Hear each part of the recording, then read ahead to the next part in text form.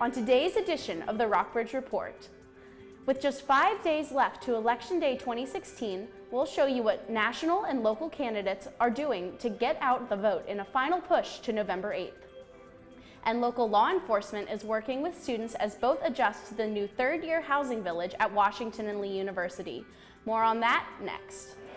Virginia residents, although it's definitely cloudy outside today, get excited for the weekend because we're going to be experiencing perfectly sunny skies and temperatures upwards of 60 degrees.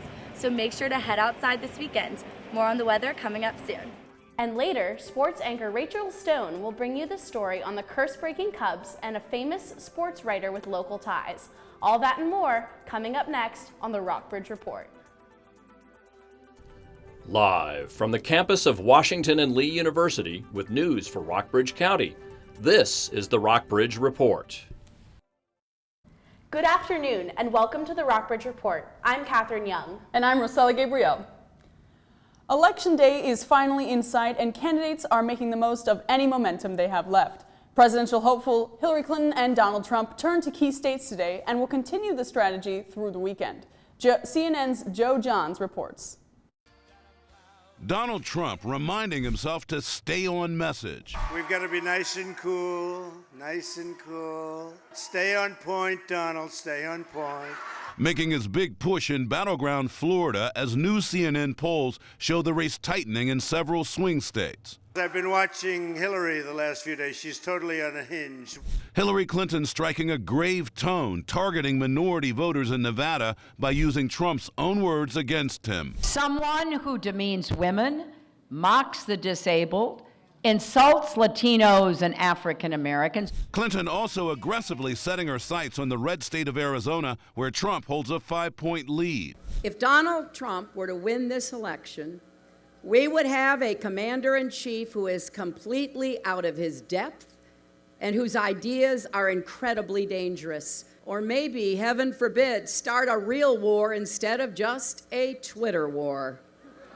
Both candidates ramping up attacks, Clinton calling Trump dark and divisive. We know that the presidency doesn't change who you are, it reveals who you are.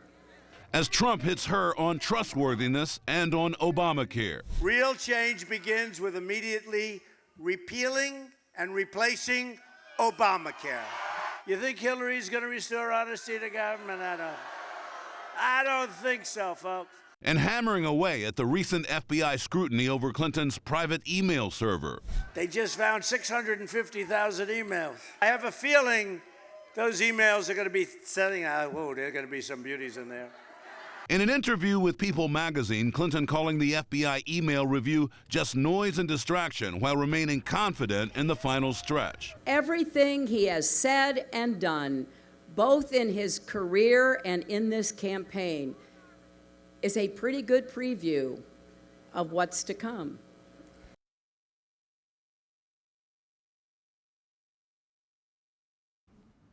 Several states are still in play as Election Day nears. Hillary Clinton is campaigning in North Carolina today, while President Obama campaigns for her in Florida and Bernie Sanders holds Clinton events in Ohio. Donald Trump is also in the Tar Heel state this afternoon after visiting Florida. His wife was in Pennsylvania today, while Texas Senator Ted Cruz joined Republican VP hopeful Mike Pence in Michigan. National Democratic and Republican parties are working double time in the final days before the election, and their comrades here in the Lexington and the Rockbridge area are no different. Local Democratic and Republican parties are gearing up for a big night Tuesday and will be at both parties' headquarters on election night. Today, a preview of where parties will gather on November 8th. For the first time in years, the local Democratic Party will not have its election night gathering at a downtown Lexington storefront. Instead, the group will congregate at the Virginia Horse Center. Our own Ford Carson is live at the Horse Center now. Ford? Thanks, Catherine. I'm standing here at the Virginia Horse Center, and you may not be able to see it yet, but in 5 days, this place is going to be buzzing with local Democrats waiting to see if Lexington City votes for a Democratic president for the third time in 3 years. At the top of the ticket, Hillary Clinton this time, with running mate Tim Kaine, Virginia Senator. Virginia, where the Democrats are also going to be putting forth an experienced Kai Degner against Bob Goodlatte to vie for his 6th district congressional spot. Degner was the former mayor of Harrisonburg and currently sits on the city council. Democrats will also be waiting to see if a right-to-work constitutional amendment passes, and of course we'll be keeping you up to date on the Lexington mayoral race. It's officially nonpartisan, but I'll be giving you all the live looks and reactions on November 8th's Election Day. Until then, we'll keep you tuned. Back to you in the studio. Thanks, Ford. Coming up after the break, we'll have our own Parker Butler live at the local Republican Party camp in downtown Lexington. And now to the race for the 6th District's representative in the U.S. House. Democrat Kai Degner is challenging incumbent Republican Bob Goodlatte for the seat this year. Goodlatte was first elected to Congress in 1992 and currently serves as chairman of the House Judiciary Committee. Degner is a city council member and former mayor of Harrisonburg. This is his first congressional race. You can learn more about these candidates and the upcoming election at rockbridgereport.wlu.edu.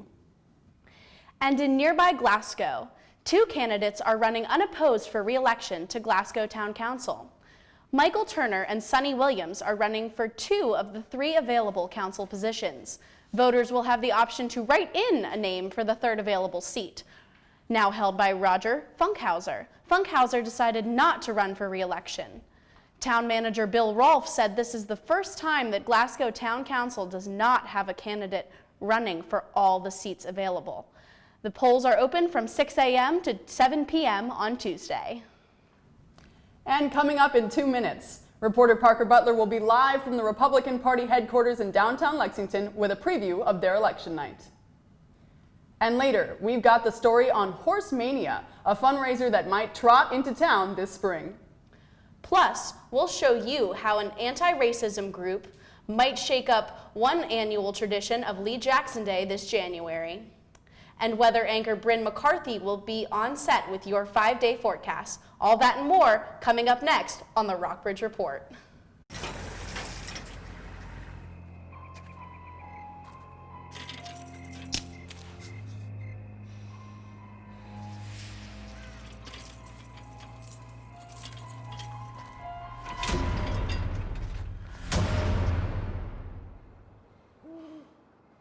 If you don't fix them, sparks from dragging tow chains could cause a wildfire, and that could be scary.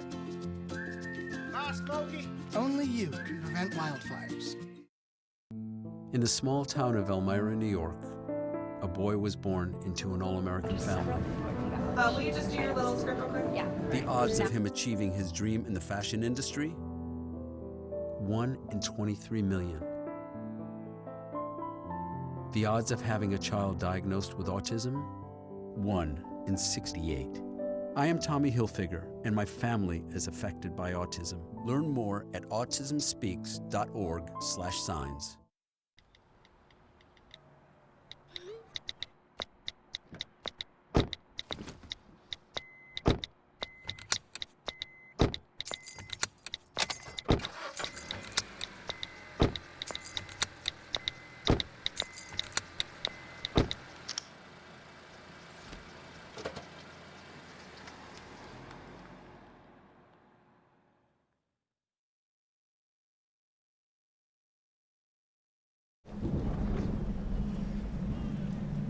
He's on his way. He doesn't even know that we're here. Is he okay? Please tell me he's okay. Laura. Okay, try to call him again. There's no signal. Try. Nothing's working. Well, just Everything's down. This is so bad. He's out there by himself. Make sure you know where to find your family in an emergency. Start your plan at ready.gov. Welcome back to the Rockbridge Report. Local Republicans plan to gather in downtown Lexington on Election Night Tuesday. Our own Parker Butler is at their headquarters as Republicans gear up for Tuesday. Parker? Thanks, Rosella. Local residents will watch several important items on the ballot on Tuesday, including presidential and congressional races, as well as a right-to-work amendment. Republicans will keep an eye on how the city will vote for president, typically opposite of how the county votes. They will also watch how the 6th District votes for Congress. Republican Bob Goodlatte has held the seat for over 20 years. Republicans are hoping for another 2. The Republicans will also monitor a right-to-work amendment for the state of Virginia. If passed, the amendment will ensure Virginia workers that they don't have to join a union in order to keep their jobs. We'll be back here on Tuesday night with the Republican Party as results come in. Back to you in the studio. Thanks, Parker. Washington and Lee University's new third-year housing village is situated right on the line between the city and the county. Reporter Matt Kaminer examined just how law enforcement and students are adjusting to the new addition. It was February of 2014 when Washington and Lee University's Board of Trustees voted to require all third-year students to live on campus. That set in motion a 2.5-year project to build a brand new village for over 300 Upper Division students. Before the class of 2018 moved into this complex, W&L juniors and seniors lived primarily off campus, with much of the evening social activity taking place in Rockbridge County. But by building the Upper Division Village, the university created options for activity closer to home. The complex boasts 17 new buildings, including a late-night restaurant and fitness center, and overlooks the campus as well as 3 varsity athletic fields. W&L Public Safety Director Ethan Kipnis believes these amenities make it an attractive spot for third-year students to socialize. There's sort of a traditional kind of social structure, right? I mean, things sort of happen the way they do. There's some, there's social activity that happens on campus, and then it sort of migrates to off campus, and it kind of flows around in that way. And I think, with this housing area, it's opened up some new options that I think students are sort of trying to figure out. Bringing an entire class of students onto campus could present a number of safety advantages, combating drunk driving from out-of-town parties, and making resources like the Student Health Center more accessible. Since September of 2016, W&L's Student Judicial Council has accused 2 students of driving under the influence. Neither of them were juniors. Public safety and university administration are always concerned about social activity that occurs off campus, because it opens up the door to sometimes bad decisions being made. It opens up the door to potential drunk driving or issues that are occurring off campus where some of the resources that are available on campus aren't directly available when students are off campus. The third-year village is under the purview of the Rockbridge County Sheriff's Department, which says it will treat the new complex like any other civilian residence in the county. We have several housing developments in the county, and this is just another one added to our list, but things that we would respond to would be public drunkenness, fights, assaults, larcenies, any of those complaints. So someone picks up the phone and dials 911, we are coming, whether public safety comes or not. That's the college's protocol, but we will come. With just under 2 months of active use, the village and its residents need some more time to get familiar. But before long, it could play a pivotal role in keeping W&L students out of trouble. For the Rockbridge Report, I'm Matt Kaminer. The village provides new food, new social settings, and new study spots. But its best attribute might be how safe it will keep students. Yesterday was beautiful outside and a bit cloudy, and today wasn't too different. So when will we begin to feel the autumn chill again, Bryn? Let's take a look at our live shot of Lexington's downtown Main Street. As you can see, autumn is certainly in the air. The leaves have begun to fall and change. Temperatures have been chilly, although today's temperatures and the temperatures we'll be seeing this weekend are oddly deceptive. As you can see from today's high, the temperature is actually surpassing our record high of 75 degrees, although our low is plummeting down to 24. Our barometer is reading 30.05, and we have low wind speeds today of 16 miles per hour. Our humidity is a high of 48%. As you can see from our regional map, similar cities are also experiencing strangely high temperatures. Lexington, Buena Vista, and Stanton are all experiencing temperatures in the 80s, although Lynchburg is experiencing a whopping 81 degrees, as we can see down south. Moving to our satellite radar composite, there's definitely some cloud cover in the air, as we can see outside today in Lexington, although these clouds are on their way out for this weekend and this upcoming week. As we can see from our 5-day forecast, there's expected to be sunshine throughout Friday to Tuesday. Friday's high today is sunny with a high of 62 and a low of 33. Saturday will be a high of 64 and a low of 37. Sunday and Monday to Tuesday will also be sunny with highs in the 60s and lows of 37, 36, and 42. Back to you guys. That's wonderful. Thank you, Bryn. Well, anti-racism group CARE Rockbridge turned down the Virginia Flaggers' offer to switch dates for Lee Jackson Day parades in January. The Flaggers announced in an update to its website Wednesday morning that CARE did not accept its offer.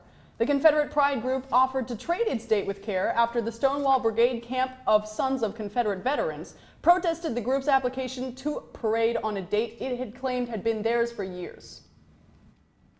The Rockbridge Area Department of Social Services has hired a new director to lead the agency. Suzanne Adcock will soon leave her current job as Director of Social Services in Allegheny County and start her new job as Rockbridge County's Director. Adcock will replace Meredith Downey, who announced her retirement earlier this year during an internal review of the agency.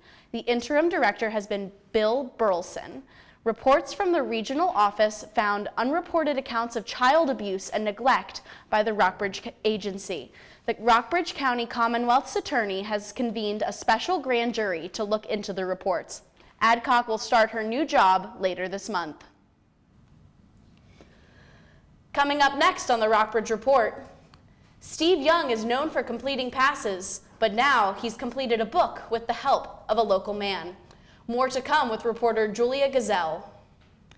And one local team is on the kind of streak you never want to see. That and more coming up in local sports. Hi, may I please have an application? Thank you.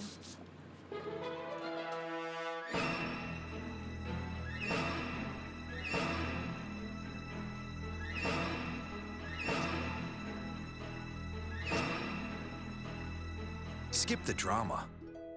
Get your GED. Okay. Take that first step towards a better future and sign up for free classes now at yourged.org. If you store your guns properly, I'll feel safer when I'm playing outside. Safer when walking home. I won't have to tell so many family members. I'm sorry. I won't hear as many scary stories. And I won't have to tell my kids. This isn't a drill. Please. Please, do it for us.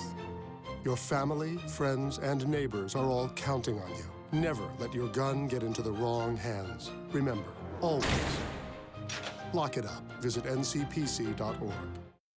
No more pencils, no more books. No more teachers, dirty looks. School's out for summer. What this place needed was better graduation rates. So we worked with schools like Henry Ford High, and now they're up 18%.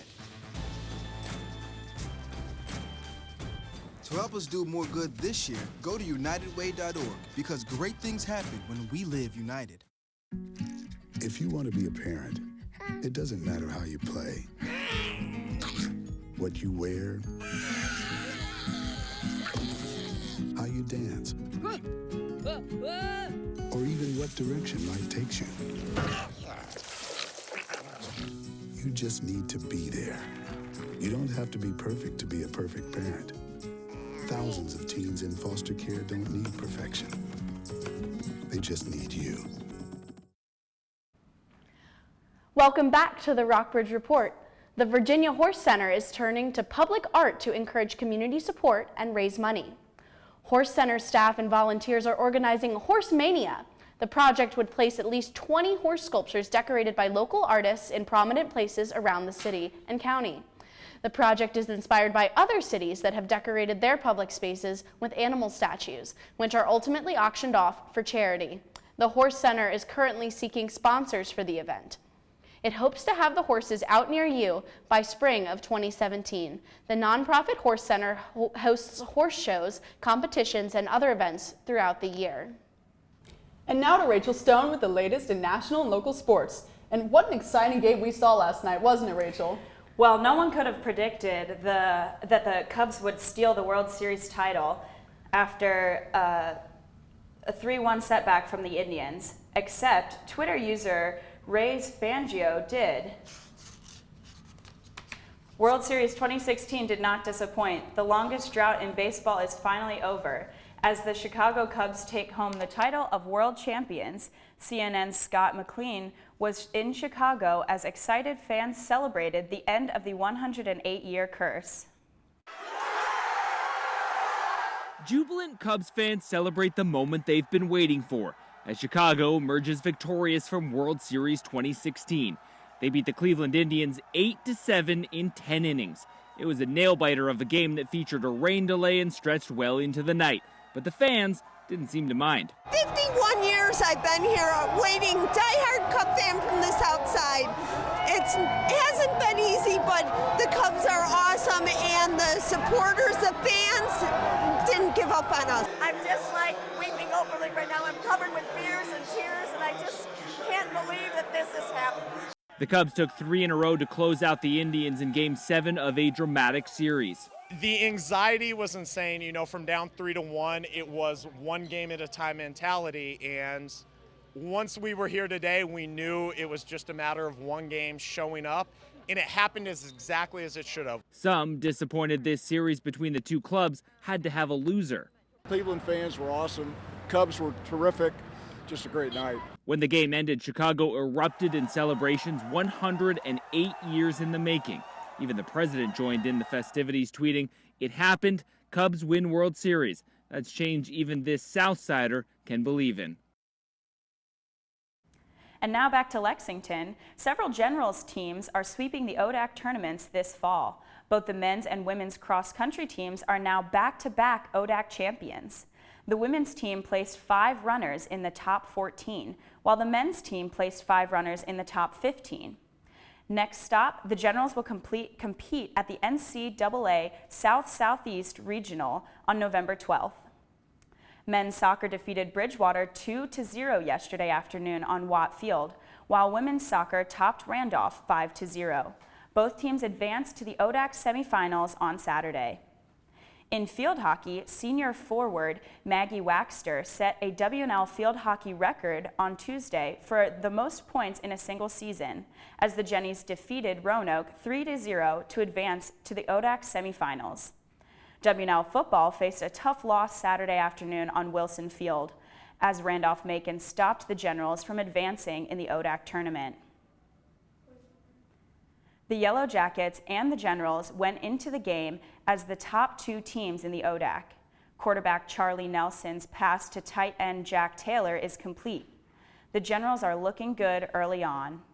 Nelson again, this time with a quarterback keeper. Lots of great ball movement, but no offensive touchdowns for WNL. And with just 9 minutes left in the game, senior cornerback Will Dyson intercepts a pass and takes it all the way to give the Generals their first touchdown of the game. But the Yellow Jackets recorded their first win in Lexington since 1998 with an 18-10 victory. The Generals will travel to Bridgewater on Saturday for a 1 p.m. kickoff. And at the 29th annual Lee Jackson Classic last weekend, WNL men's lacrosse defeated VMI 8-4. The team collected donations and raised over $1,000 for Project Horizon. More in college sports, SVU faced a tough loss to Keene University last weekend, 32-3. The Knights will host the College of New Jersey this Saturday at 1 p.m. The Keydets welcomed back alumni last weekend, but football recorded a 24-10 loss against Furman on Saturday. In high school sports, Wildcats football lost 50-0 against Stanton River last Friday. The team has lost each of its 9 games this season and will take on William Byrd at 7 p.m. tomorrow night. That's all for local sports action this week, but now a former 8th-string quarterback for Brigham Young turned NFL star has ties to Buena Vista. Julia Gazelle was in the studio earlier to tell us more about how Steve Young and former SVU professor Jeff Benedict connected. So Benedict was working on a sidebar story for Sports Illustrated about 4 high school Mormon athletes who chose to continue their sport and not do their mission for the church right after graduation. Jeff picked 2 of these athletes and gave 2 to his intern. And one of the guys he happened to pick was Steve Young. And after not knowing him for too long, Young asked him to write his memoir. Wow. What are Benedict's ties to Buena Vista? So 9 years ago, SVU asked him to come teach writing at the university. And he's since moved back to Connecticut, but he comes back every month because he started this new institute called the Institute for Writing and Mass Media every month. Wow. Okay, well, tell us more about the co-authoring process. Did he and Young ever disagree on anything? No, they didn't actually. He said that co-authoring is a lot like being a painter. So when you're commissioned to do something, you do what your subject wants. And if they don't like it, they're not going to hang it in their home. QB, My Life Behind the Spiral, went on sale October 14th. That's all for today's edition of the Rockbridge Report. Be sure to join us on Tuesday, November 8th for our coverage of Election Night 2016. We'll have updates throughout the night here on Channel 18 and on our website, rockbridgereport.wlu.edu. Thank you for joining us this evening. Remember to set back your clocks 1 hour this Sunday morning for daylight savings time. We'll see you on Tuesday.